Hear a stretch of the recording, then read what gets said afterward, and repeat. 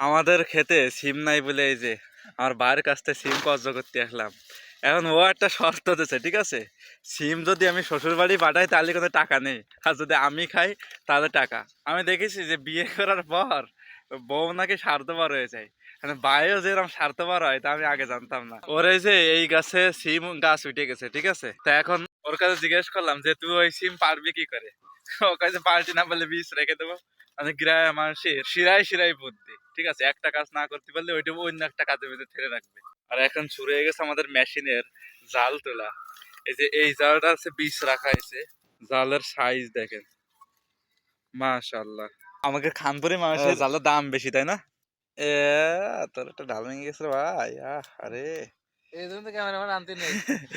এই ডালে এত বড় বড় কয়েকটা মানে জাল ধরেছে, আর এই ডালটা ভেঙে হেলা দিলাম। ভাই তুই তো জাল বেছে পাওয়ার লোক হয়ে যাবে দেখতেছি।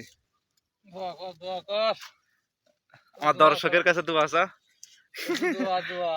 আমার থেকে দোয়া দোয়া তো হচ্ছে না। হ্যাঁ, তো যারা আছেন, যারা ভিডিও দেখেন, ঠিক আছে, মাশাল্লাহ বলতে ভুলবেন না, আর অবশ্যই দোয়া করবেন আমার ভাইয়ের জন্য, জানে যাতে ওর সমস্ত সবজিতে ফলন অনেক ভালো হয় এবং আল্লাহ ওর সমস্ত কাজে বরকত দেয়। কোন গাছ? এই যে এইটা অস্থির, মানে তোর খেতে আসলি মনে হয় যে ক্ষেতটা যদি আমারই যেত। ঠিক আছে, মানে এত ফসল ও যা লাগাই তাই আল্লাহ তাআলা ওর বরকত দেই। ঠিক আছে, সৎ মানুষ তো, যাই হোক।